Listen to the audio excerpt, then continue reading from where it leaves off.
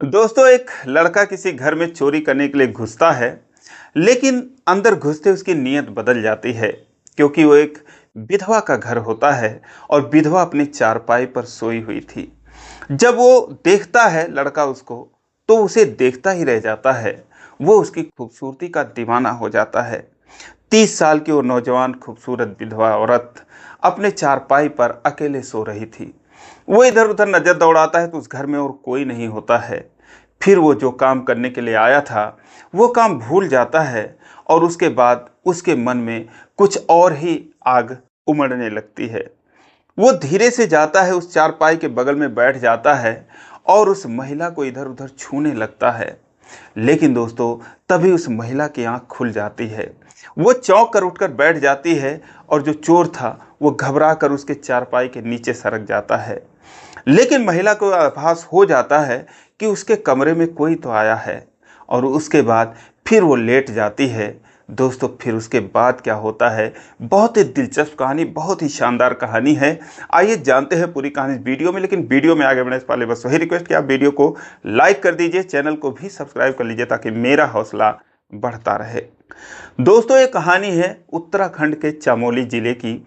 एक छोटा सा गांव होता है। 20-25 घर उस गांव में होते हैं। सारे घर दूर दूर थे, क्योंकि पहाड़ी का इलाका था और बहुत ही मुश्किल से लोगों को घर जमा बनाने के लिए थोड़ी थोड़ी ज़मीन मिली हुई थी। तो इसलिए दूर दूर पर लोग घर बनाकर रह रहे थे। पूरे गांव को एक पतला सा रास्ता जोड़ रहा था। और एक दिन एक दूसरे दूर गांव का एक लड़का रात का फायदा उठाकर उस गांव में चोरी करने के लिए घुसता है। और जब आता है तो एक घर में घुस जाता है, कुछ सामान चोरी करता है, पैसे चोरी करता है। तभी वो देखता है कि अभी रात बहुत बची है, 2 बजे का वक्त हो रहा था। सोचता है चलो इसी लागे किसी और घर में हाथ साफ कर लिया जाए। फिर दोस्तों, वो लड़का जिसका नाम मुकेश होता है, वो एक उस विधवा के घर में घुसता है। 2 कमरों का वो घर होता है। 30 साल की नौजवान खूबसूरत विधवा उस घर में अकेली रहती थी। जब वो घर के अंदर घुसता है, एक कमरे के अंदर घुसता है, तो धीमी धीमी रोशनी जल रही थी और अपनी चारपाई पर वो औरत सो रही थी। वो उसको देखता है तो देखते ही रह जाता है। लेकिन फिर सोचता है कि जो करने आए हैं पहले वो तो करें। लेकिन फिर वो देखता है, इधर उधर नज़र दौड़ाता है, तो घर में कोई सामान नहीं था। ना तो कोई अलमारी थी, ना तो कोई बॉक्स था। इधर उधर डब्बे पड़े थे। फिर वो सोचता है, डब्बों को खोलकर धीरे से देखता है। हाथ डालता है तो किसी में दाल था, किसी में चावल था। इसके अलावा फिर वो दूसरे कमरे में जाता है, तो वहाँ पर सिर्फ कपड़े थे और उसके अलावा कुछ नहीं था। और उसके अलावा कोई और सदस्य भी उस घर में नहीं था। अब दोस्तों, यहीं से फिर वो उस कमरे में आ जाता है जहाँ पर वो महिला सोई हुई थी। वो उसे निहारता है और उसके मन में एक अलग ही भावना उमड़ने लगती है। वो सोचता है कि यहाँ पर दूर दूर घर हैं, सर्दियों का महीना है, चारों तरफ ओस ही ओस है, कोहरा है। तो क्यों ना जो है इसके साथ कुछ किया जाए। अब वो सोचता है कि अगर मैं ज़बरदस्ती करता हूँ तो वैसे भी कोई इसको बचाने वाला नहीं आएगा। लेकिन ज़बरदस्ती करने से क्या फ़ायदा है, रजामंदी से ही कुछ किया जाए। दोस्तों, यही सोचकर अब उसके मन में जो पाप सवार था, उसके आगे वो कुछ सोच ही नहीं पा रहा था। यही सोचकर उस चारपाई के बगल में जाता है और उस महिला को इधर उधर छूने लगता है कि शायद इसकी आंख अगर खुल जाएगी तो मैं इससे कुछ कहूँगा। लेकिन दोस्तों, वो हड़बड़ा के अपना हाथ फैलाती है। उसे आभास हो जाता है कि जैसे उसके साथ कोई कुछ करने की कोशिश कर रहा है। वो उठ के बैठ जाती है। उस महिला का नाम रूबी होता है। रूबी उठकर बैठ जाती है तो जो चोर था, मुकेश था, वो घबरा जाता है और डर जाता है बुरी तरीके से, और उसके चारपाई के नीचे सरक जाता है। वो महिला सोचती है कि कौन आया था इस कमरे में। इधर उधर देखती है, फिर सोचती है शायद उसने कोई डरावना सपना देखा है। फिर वो उठती है, जाती है, एक गिलास पानी पीती है जो कि बगल में ही रखा था, और उसके बाद फिर आकर अपनी चारपाई पर सो जाती है।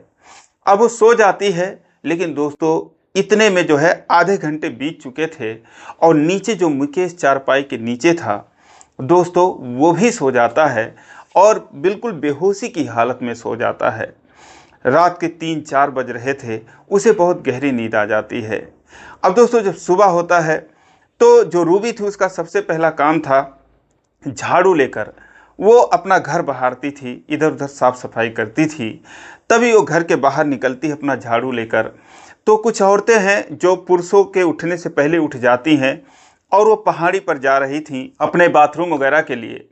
तो वो रास्ते में रूबी से मिलती हैं, क्योंकि एक ही रास्ता था। उससे पूछती हैं कि अरे रात को पूरे गांव में हल्ला मचा हुआ है, कोई रात को चोर आया था, फलाने के घर में चोरी करके गया है, तो जरा देख लो कहीं तुम्हारे घर में भी तो कुछ चोरी वगैरह नहीं हुई है।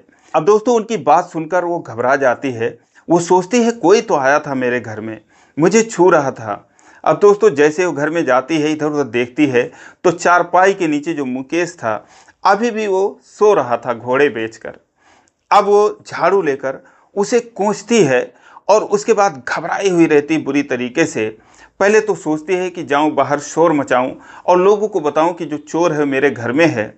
लेकिन फिर वो सोचती है कि लोग इसको बहुत मारेंगे, क्योंकि कुछ दिन पहले ऐसी घटना हुई थी जब एक चोर को पकड़कर गांव के लोगों ने मार ही दिया था।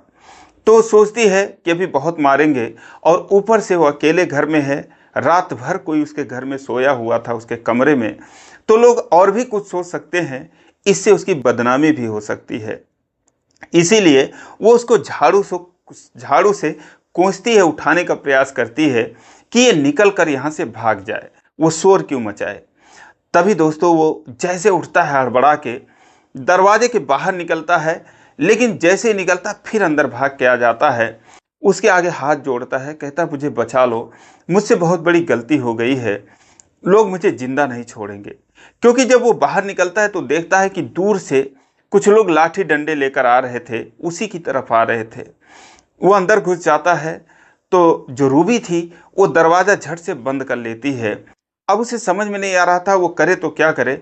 फिलहाल बाहर निकलती है तो 4-6 लोग, कोई डंडा, कोई लाठी, कोई छुरी, कोई भाला बर्छा, यही सब हाथ में लेकर वहाँ पर पहुँचते हैं और कहते हैं कि भाभी आपको पता है कोई चोर आया था और इनके घर में रात को 3 लाख रुपए की चोरी करके चला गया है, लेकिन हम लोगों को शक है कि वो यहीं कहीं पर छुपा हुआ है। रूबी कहती है कि अगर आया होगा तो चला ही गया होगा। तो कहते हैं नहीं, जब वो आया था तो एंट्री पॉइंट पर एक सीसीटीवी लगा है, जो कि दूर एक ही रास्ता है, एंट्री पॉइंट पर लगा हुआ है। वो आते हुए तो दिखा है, मुंह को अपने गमछे से बांध रखा था, लेकिन वो गया नहीं है और कोई रास्ता भी नहीं है कहीं और जाने का। तो यहीं कहीं पहाड़ी पर वो छुपा होगा, लेकिन आज अगर मिल गया तो उसे जिंदा नहीं छोड़ेंगे। और तुम भी देख लेना, ध्यान रखना, जैसे ही आएगा दिखेगा तो शोर मचाना। वो कहती है कि भैया ज़रूर मैं शोर मचाऊंगी। दोस्तों उसके बाद जो है वो लोग चले जाते हैं। अब मुकेश जो है वो सारी बातें अंदर सुन रहा था। जैसे वो दरवाज़ा खोलती है तो घबरा जाता है कि कहीं ये शोर न मचा दे। वो हाथ पैर जोड़ने लगता है। अब दोस्तों सर्दियों का दिन था, लेकिन फिर भी वो पसीना पसीना हो जाता है। अब रूबी सोचती है कि क्या करूं इसके साथ, उसके समझ में नहीं आता। वो कहती है प्लीज़ तुम यहाँ से चले जाओ, वरना कोई देखेगा तो तुम्हें तो मार ही डालेगा, मेरे बारे में भी उल्टा सीधा सोचेगा, मेरी ज़िंदगी बर्बाद हो जाएगी, तो तुम यहाँ से चले जाओ।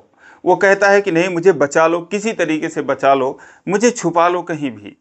वो कहती है कि तुम्हें कहाँ छुपा लो, मेरे पास 2 कमरों का घर है, और वैसे भी दिन भर औरतें मेरे पास आती रहती हैं, और आज गाँव में चोरी हुई है तो दिन भर यही सब बातें चलेंगी। तो तुम 3 लाख रुपए का सामान चुरा लिए फला के घर में, क्या किए उन सामानों का? तो बोलता है कि पता नहीं, मेरे पास तो यही सामान है। दोस्तों 10,000 रुपये थे, और उसके अलावा 2 पायल थे, 1 अंगूठी थी। वो भी पायल जो थे वो बच्चों के थे। कुल मिला के वो 10-15 हज़ार का सामान था, 10,000 रुपये नगद थे, तो कुल मिला के वही 25,000 रुपये का जो था धन था। तो कहता है कि यही सब मेरे पास है, और मैंने इसके अलावा और कुछ मेरे हाथ में नहीं है। वो 3 लाख रुपए कह रहे हैं, मुझे पता नहीं।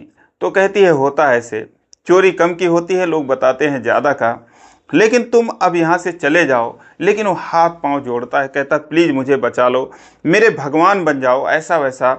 अब रूबी को उसके ऊपर दया आ जाती है। वो कहता है मैं कोई पेशेवर चोर नहीं हूँ, ज़िंदगी में मैंने पहली बार ये काम किया है। तो कहती है चलो ठीक है। अब वो सोचती है मैं बुरी तरीके से फंस गई हूँ बीच में, मैं क्या करूँ इसका। अब दोस्तों जो दूसरा कमरा था, वो कहती है ठीक है तुम उस कमरे में चले जाओ, मैं तुम्हें बाहर से ताला मार दूंगी। अब दोस्तों वो चला जाता है, वो ताला मार देती है, और उसके बाद फिर वो अपना काम करने लगती है।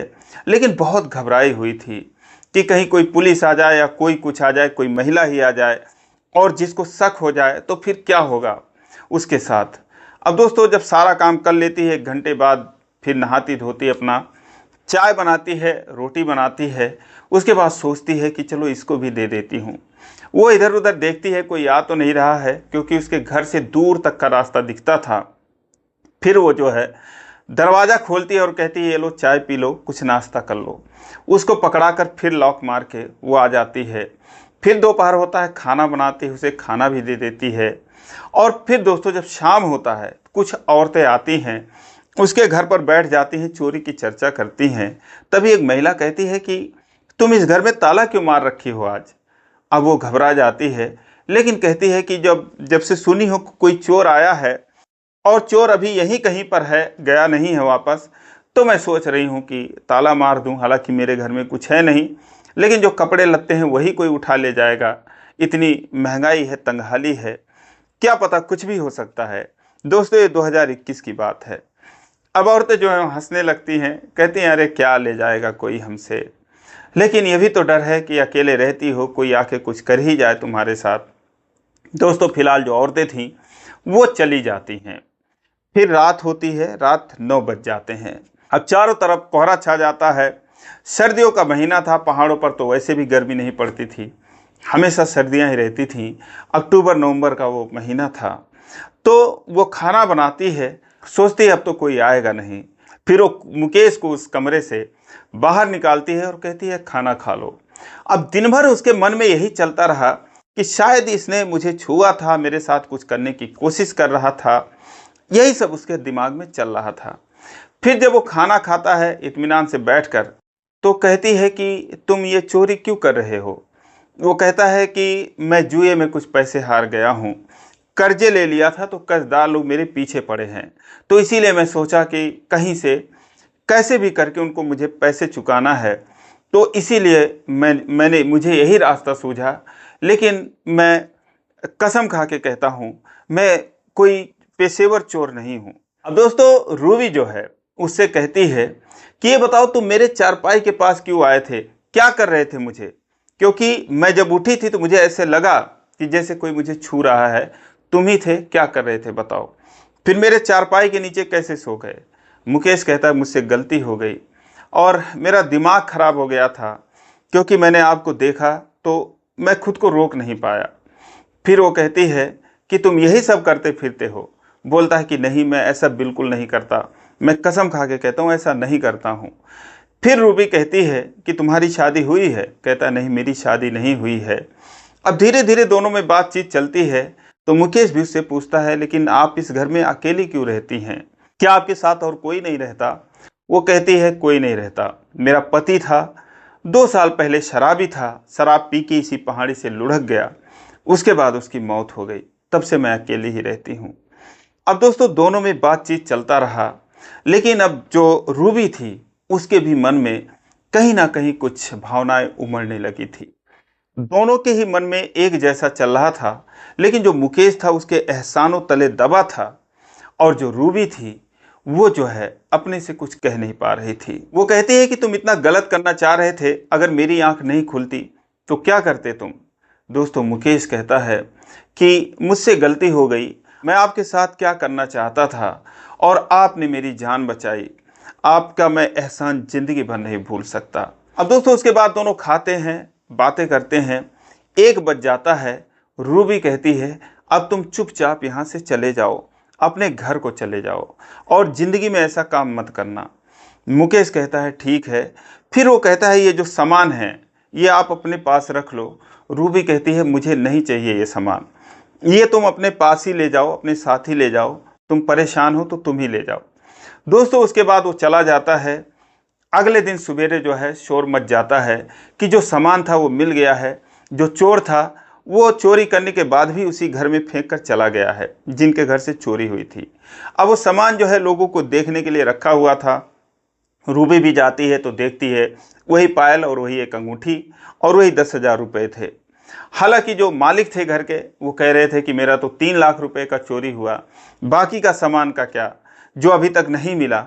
लेकिन दोस्तों रूबी जानती थी कि सच्चाई क्या है।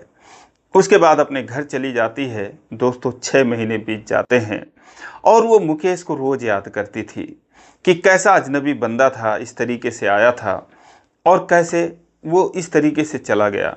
अब दोस्तों 1 साल बीत जाता है और एक दिन मुकेश जो है वो उसको आता हुआ दिखाई देता है।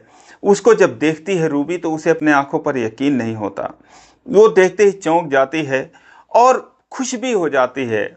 उसका मन करता है कि ऐसे इसके गले से लिपट जाऊं, लेकिन दोस्तों खुद को रोकती है और उसके बाद पूछती है कैसे हो तुम। वो कहता है ठीक हूँ मैं, और आपको मैं बहुत याद कर रहा था, आपकी याद आ रही थी और इसीलिए मैं चला आया। रूबी के बोली कि फिर 1 साल तुम क्यों लगा दिए आने में। मुकेश कहता है क्योंकि मैं यहाँ से जाने के बाद फिर मैं देहरादून चला गया, वहाँ पर मैंने काम पकड़ा और उसके बाद मैं कमाने लगा। आज ही मैं घर से आया हूँ और सच बताऊँ तो वाकई में मैं आपको बहुत याद कर रहा था। रूबी कहती है मैं भी तुम्हें याद कर रही थी, जितना तुम याद कर रहे थे उससे कहीं ज़्यादा। दोस्तों उसके बाद दोनों आंखों ही आंखों में एक दूसरे के लिए प्यार देखते हैं और एक दूसरे से गले लग जाते हैं। उसके बाद कुछ दिनों तक दोनों में बातचीत होती रही और दोस्तों फिर 2023 में दोनों अंततः शादी कर लेते हैं। तो दोस्तों ये रही कहानी। आपको कैसी लगे कमेंट करके ज़रूर बताएं और ये भी बताएं कि क्या रूबी ने जो भी कुछ किया वो सही किया था या गलत किया था। तो दोस्तों आज के लिए बस इतना ही, फिर मिलेंगे अगले वीडियो में, तब तक के लिए जय हिंद।